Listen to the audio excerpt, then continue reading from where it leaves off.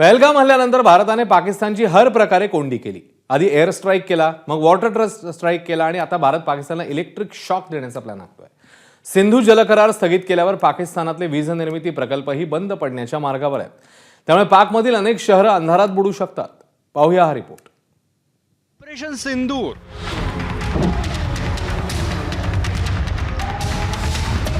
Air strike,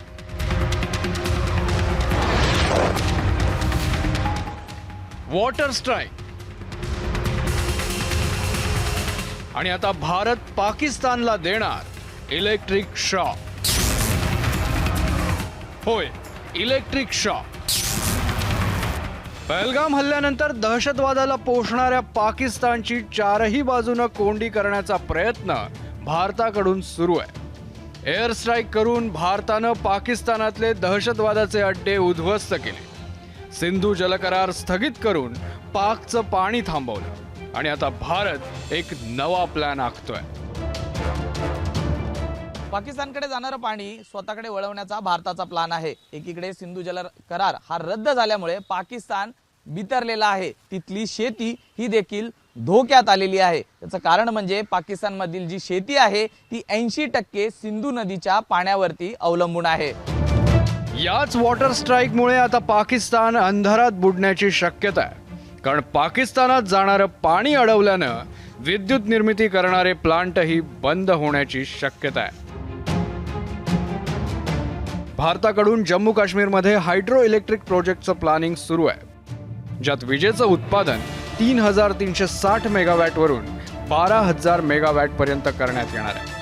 या प्रोजेक्टमुळे सिंधूसह पाकिस्तानकडे जाणाऱ्या इतर नद्यांचं पाणी अडवण्यात येईल। याचा परिणाम पाकिस्तानातील वीज उत्पादनावर होणार आहे। पाकिस्तानातील तरबेला आणि मंगलासारखे पॉवर प्रोजेक्ट भारतातून येणाऱ्या पाण्यावरच अवलंबून आहे। भारतानं हे पाणी अडवल्यास वीज उत्पादन थांबून पाकिस्तानातील अनेक शहरं अंधारात जाण्याची शक्यता आहे। पाणी अडवल्यास पाकिस्ताननं रक्ताचे पाट वाहतील अशा पोकळ धमक्या वेळोवेळी दिल्या होत्या, पण यावर थेट भारताच्या पंतप्रधानांनीच पाकला सडेतोड उत्तर दिलं होतं।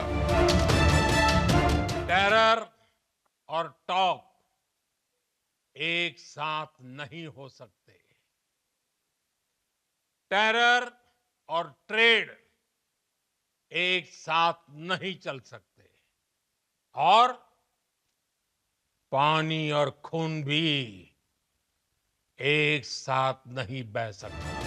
दरम्यान भारताकडून कोंडी झाल्याचं लक्षात येताच पाकनं गयावया करायला सुरुवात केली आहे, पण भारताकडून पाकिस्तानला आता कोणतीही दयामाया दाखवली जाईल याची शक्यता कमीच आहे।